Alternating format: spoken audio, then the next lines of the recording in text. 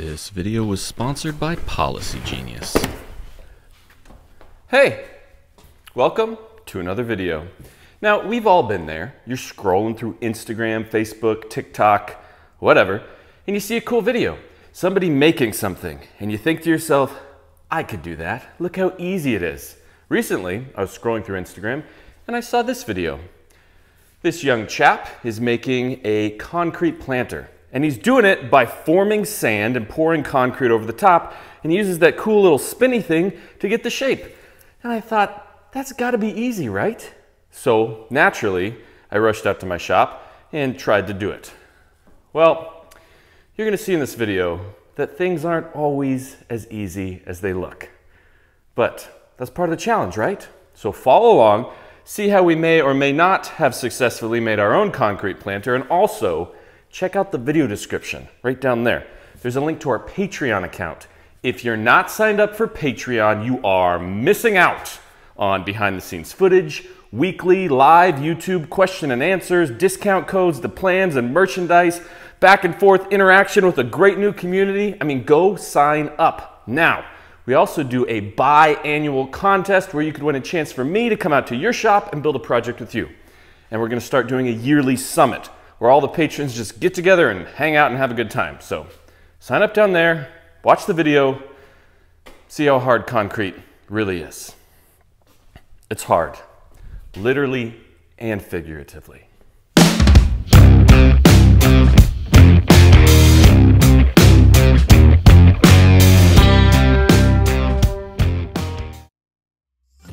When trying to do a project you saw on the internet, the first thing you should do is go out and buy a bunch of stuff that you thought you saw in the video. I knew I saw sand, so we got a load of that. But then I also bought some fiberglass drywall tape and some plastic sheets. I thought the concrete needed a little support. Then we had to get some metal pipe, so that spinny thing would have something to ride on. We also got some flanges to hook the metal pipe into our base. Then after we got the metal pipe, I got some spray bottles, because from doing concrete in the past, I know that it's nice to have some spray bottles handy to keep the concrete nice and moist. Then of course, we needed concrete. Now I didn't know what kind of concrete to get, so I just got Quickcrete 5000. I've used it for concrete countertops, and I know that it's strong. Was that a mistake? Craig doesn't think so. I also got a 4x8 sheet of melamine. Figured this could be the base of our whole concrete thing because, concrete doesn't stick to the melamine. Once we got all our supplies back to my shop, now I needed to make that cool shaper spinny thing that I saw in the video. His was definitely a professional thing that he bought somewhere, but I didn't know where to buy one of those, so I'm just gonna make mine out of plywood. Now, in theory, I think you're gonna need 2 of these. A smaller size to shape the actual sand form, and then a larger size to shape the concrete. I wanted my concrete planter to be about 2.5 inches thick, so I'll make the smaller inside spinny thing 2.5 inches less than the outside spinny thing. So after drawing a half circle on a sheet of plywood and then making a flat bottom, because I don't want my concrete planter to roll all over the place, I labeled this the inside. Then I did the exact same thing for, you guessed it, the outside. Just using a ruler with holes in it to make a nice half circle shape. Then I just marked up 2 points and drew a flat bottom on there. Because flat bottom planters make the rockin' world go round. And of course I labeled this one outside. Now the funny thing is, I don't need the full half circle. I really just need a quarter circle. So why didn't I just draw a quarter circle? Well, because apparently I like to waste plywood. Sue me. After I got both my outside and my inside shape drawn out on the plywood, I took the track saw and I cut off the quarter circle that I needed. And then I threw the rest of the plywood on the burn pile. I'm just joking. I'll use it for something else later. But now you can kind of start to see this is the thing that we're making. To cut out my quarter circle, I just used the jigsaw. I figured it's concrete, it doesn't have to be that exact. I'm not gonna get out a router jig and make it perfect. I mean, let's not get crazy here. But now you can see I'll do the little sweeping motion and I should be able to form my sand and concrete. I did take the time to give it a light sanding to get rid of all the splintery bits, And then I also coated that inside seam with glue to seal it because concrete's wet and I didn't want my plywood to split apart. Did I need to do this? Absolutely not. But I did, so I'm showing you. Once I got one form cut out, I just did the exact same thing to the other form. And I got a little crazy blowing it off and passed out for a little bit. But when I woke back up, I now had an inside form and an outside form. As you can see, the inside form will shape my sand, and my outside form is exactly 2.5 inches bigger, and that will shape my concrete after I pour my concrete all over the sand. I don't know if this is going to work. In my mind, the sand is just going to crumble into bits, but we'll worry about that later. Next, I grabbed my sheet of melamine, and we needed to attach our pipe to the melamine so that we'd have something to hook our spinny things onto. Now you'll notice there are 2 pipes here. That's because I had high hopes that I would make 2 planters. That's before I realized how much flippin' work it was going to be to make 1 planter. So if you're thinking you're going to see 2 planters being made, well, let me just burst your bubble right here, because I only had the strength and stamina for 1. After getting our pipe secured to our melamine, I had to figure out a way to attach our spinny thing to the pipe. So I grabbed this metal strapping material with holes in it. I'm sure it's got another name, but I don't know what it is. And I screwed it onto our sheet of plywood. After screwing on 2 straps, all I had to do was lift it up and bend it around the pipe, and then screw it back to the plywood on the other side. Now it is firmly attached to our pipe, and in theory, should be able to spin around. With my inner form or sand form attached, I did the exact same thing to my outer form or concrete form. Man, I sound like I know what I'm doing. I assure you, I do not. Now that I had both forms attached to the pipe and they were interchangeable, so after I used one, I could just slide it off the top and put the other one on, it was time to go get the sand. Little did I know, the sand was already being used by Craig. He was a little disappointed, but I kicked him out of the truck and we started loading the sand into wheelbarrows. Do you call them wheelbarrows or wheelbarrels? I like to think they're called wheelbarrels because the first person to use one just straps some wheels on a barrel. But I've also heard the term wheelbarrow, so you pick. Anyways, after loading up the wheelbarrow with sand, I brought it into the shop and I hosed it down with water because in my mind it was going to have to be pretty darn wet to hold its shape. I'm telling you right now, I went overboard on the water and this will come back to bite us later on, but just wait. You'll have to enjoy that when the time comes. Anyways, we just started piling sand up around the metal pipe.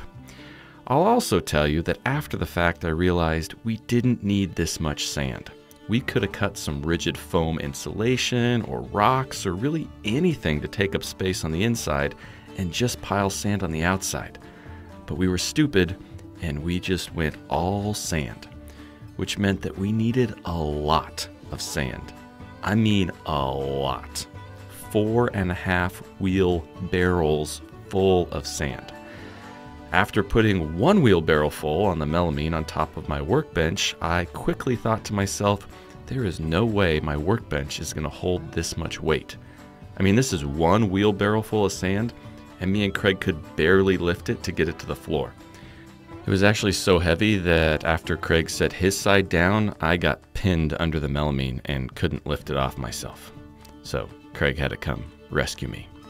But once I got out from underneath the melamine and it was safely on the floor, we started adding more sand.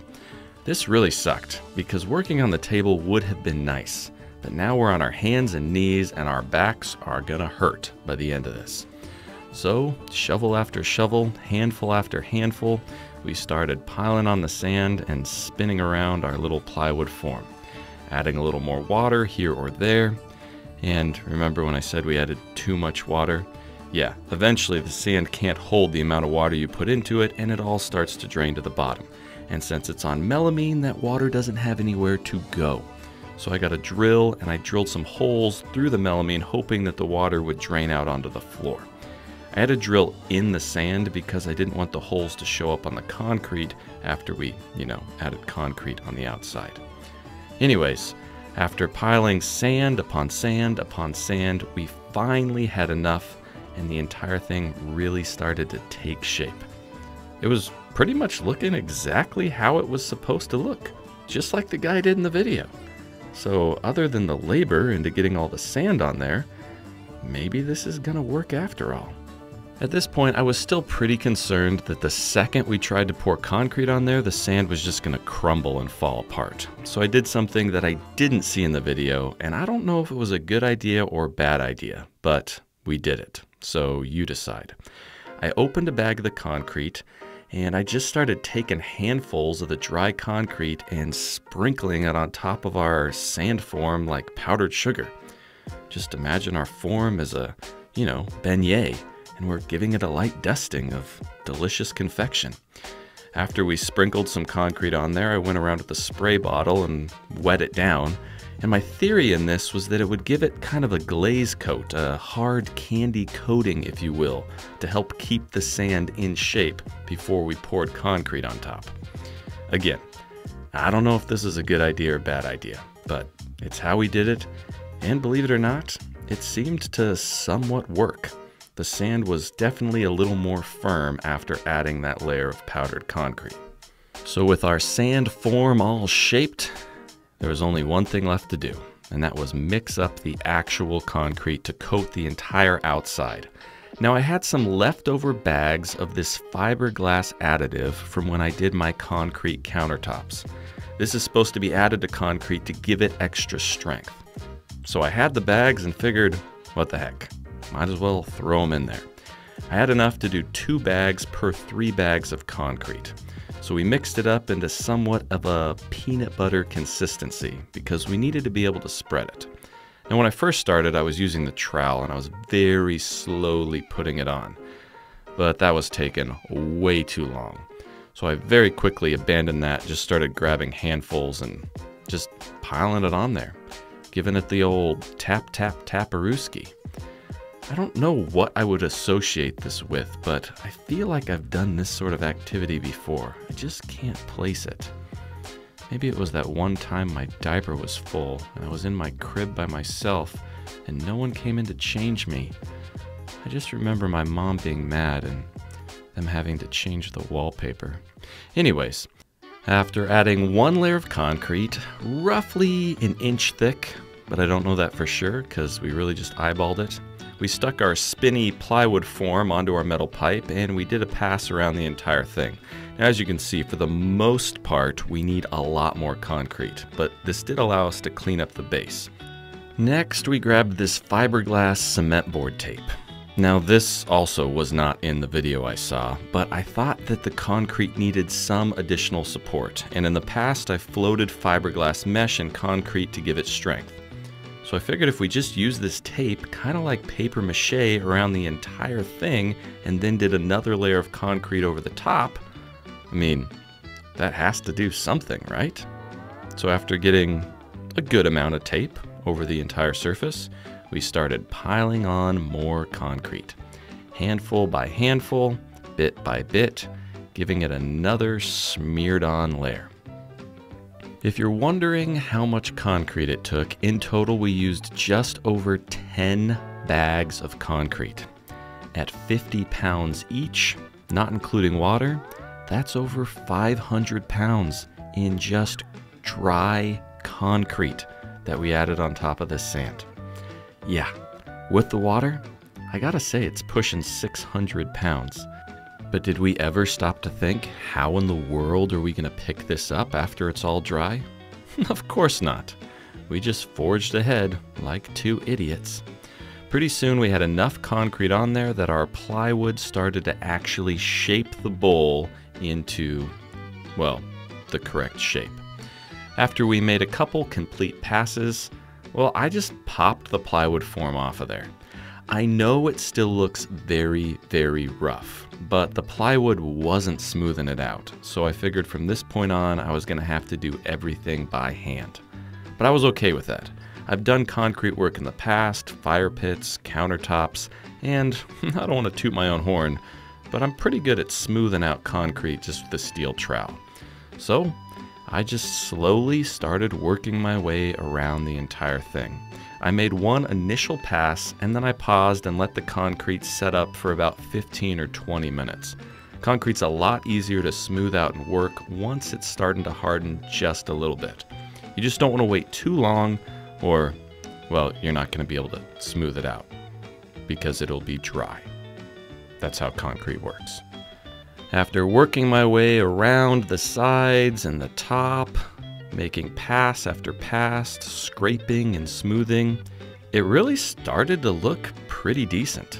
I did stop at one point to double check that our base was level, because obviously we want our entire planter to sit level, and lucky for us, it was perfectly level. That was a happy accident. Don't chalk that up to skill. Anyways, in no time, it was really starting to become very smooth. Sure, it's not perfect, but it's a handmade planter, and I'm okay with that. Once I was done, and it was as good as I was willing to get it, we set up some sawhorses on either side of our planter, and we stretched out a thin piece of plastic over the entire thing. The purpose of this is to trap in some of the moisture and slow down the drying or curing process. If it cures too fast, that's when it can crack, and we don't want that to happen. Now we just had to wait for it to cure. This video is sponsored by Policy Genius. As you get older in life, you have to start making decisions that are not only best for you, but best for your family as well. I've come to realize that whether I like it or not, I'm not going to be around forever. And I want to make sure that when I'm gone, my family is taken care of, which means life insurance. Now, when you hear life insurance, you probably think huge headache, ton of paperwork, but it doesn't have to be that way because the folks at Policy Genius have made it incredibly easy to find the right policy for you. They scour the internet, they find a bunch of quotes, they present them to you, and you make the decision. It's that easy. And if you don't believe me, just listen to this. With Policy Genius, you can find life insurance policies that start at just $25 per month for $1 million of coverage. Some options offer coverage in as little as a week and avoid unnecessary medical exams. Their licensed agents work for you, not the insurance companies. That means they don't have an incentive to recommend one insurer over another, so you can trust their guidance. There are no added fees and your personal details are private. No wonder they have thousands of 5-star reviews on Google and Trustpilot. So you're probably wondering, well, that's all well and good, but where do I go? How do I sign up? Well, that part's really easy. Just go here. Your loved ones deserve a financial safety net. You deserve a smarter way to find and buy it. So head to policygenius.com/bourbonmoth or click the link in the description to get your free life insurance quotes and see how much you can save. Getting life insurance doesn't have to be as difficult as you think. So go check out Policy Genius and find the right quote for you. After our concrete planter had sat for about 24 hours, Craig came in and removed all the plastic. And then I gave him the wonderful job of scraping all the excess concrete we spilt on the floor up. And it was after we got everything cleaned up that I realized we made kind of a big mistake. That metal pipe in the middle of our planter, yeah, we definitely should have removed that when the concrete was still wet. Because now everything's hard and dry, and it was a pain to get this thing out of there. First, we had to spin it around enough to unscrew it from the flange that was underneath all that sand. Spinning was hard, so I figured leverage was our friend. So I screwed another flange onto a 2x4 and threaded that onto the pipe. Of course, it threaded in the wrong direction to unscrew it, so Craig had to hold the pipe with a pair of vice grips while I spun the 2x4 around, and eventually we got it unscrewed and started to work it out of the dried concrete. To do this, we also needed to hook that 2x4 back on, and, well, we got it out without damaging the planter too much. I did, however, damage my hand in the process. Ouch. Well, it's been 3 days that this thing's been curing up. And as you can see, it's not quite cured yet. There's a little band across the bottom that's still got some moisture in it. I think the reason is that all the water in the sand has just settled on the bottom and it's making it take forever.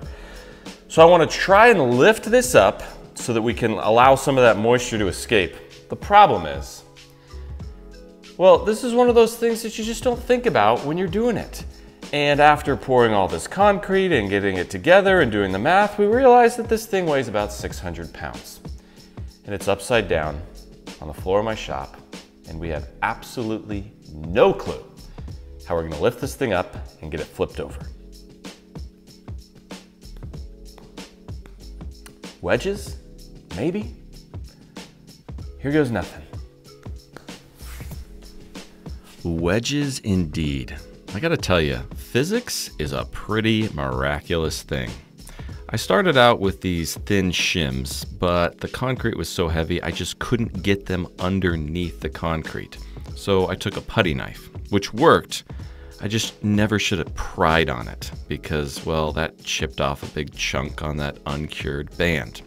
So this time I stuck the putty knife under there, which lifted the concrete up just enough. Now with a little gap, I was able to start a shim underneath there and pound it in. It's crazy how one tiny little piece of wood can lift up 600 pounds. So cool. Now that we had a gap started, it really wasn't that difficult because we just had to keep increasing the size of our wedges to lift it higher and higher. After putting shims all the way around the perimeter, I took some scrap pieces of 2x4 and I cut wedges that were just a little bit bigger. And after taking those wedges and putting them all the way around the perimeter, well, what did I do next? I cut wedges that were just a little bit bigger, and I stuck them all the way around the perimeter. Millimeter by millimeter, we slowly started to raise this 600-pound monstrosity up off the melamine and create a gap. Now originally, my purpose in this was just to create a gap big enough to allow moisture to escape. But once we got it up high enough, we were able to actually get in there and dig some of the sand out. I thought any amount of sand we could remove would just increase in the curing process. And then something really crazy happened. I decided, what the heck? Maybe I can just lift it. And would you believe I actually got it to budge? I was truly amazed. So then Craig decided to help me. And between the two of us, we were actually able to lift it up pretty high. At this point, we were like, what the heck? We can just pick this thing up, no problem, man. So we took some 2x4s and we set them out on the floor, and our idea was just to lift it straight up, carry it over there, and set them on the 2x4s. So we got on either side and went to lift, and that's when we realized that when we had lifted it earlier, we just tilted it, so we weren't lifting the full weight, just a fraction of the weight. So there was no way that me and Craig could lift it by ourselves. So then we got a piano dolly and screwed some plywood on the top, and we brought over my neighbor Brad. Now you might have seen Brad in other videos when I needed to lift other heavy things. Between the three of us, we figured 6 divided by 3, we could do that. And sure enough, we were able to pick it straight up and lift it onto the piano dolly. Now I might have forgot to tell Brad that underneath this concrete planter there was 400 pounds of sand. So when he tried to walk forward, well, he kind of fell into a pile of sand. Sorry, Brad. Also, the piano dolly started to wheel away and my wife had to rush in and hold it in place. But between the 4 of us, we managed to just barely lift it up and get it onto the piano dolly. Now that it's on the piano dolly, I mean, this thing is mobile. We should have no problem from this point on. So, all we had to do was wheel it outside and put it in place. That is, after we double check and make sure it's actually on the piano dolly. Once it was nice and secure, as giddy as a little schoolboy, I started wheeling this 600-pound planter out my shop and across the driveway. Watch out for the door, Jason. Idiot. Now you might be asking, yeah, you have it on the piano dolly, but how the heck are you gonna flip it over so it's right side up? Well, my plan was this. I figured if I wheeled it over to the grass, I could just dump it off into the grass. The grass would be a soft enough landing that it shouldn't crack the thing, so, well, that's exactly what I did. If you want to see that again, don't worry, I'll show you, this time in slow motion. because I feel like this is a very epic and triumphant moment. I just tilted 600 pounds of handmade concrete planter onto my lawn, and it didn't break. That's a win right there.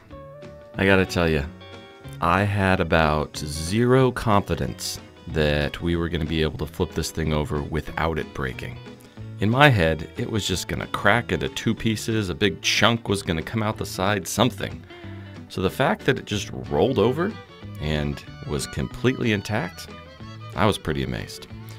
We scraped out the last remaining bit of sand, and then of course we had to get it back onto the piano dolly so that we could move it into its final destination. So we scooted it over right to the edge of the sidewalk, and then very carefully we tilted the whole thing back up, slid the piano dolly back underneath it, and then just manhandled the thing back up onto the piece of plywood, and, well, wait for it. Ugh. Craig's doing all the heavy lifting. I'm just making those noises to make it seem like I was working. We were ready to take this thing to its forever home, which of course my wife wanted it up on the front step, which actually worked out really good because it was just lower than the piano dolly, so all we had to do was slide it off and installed.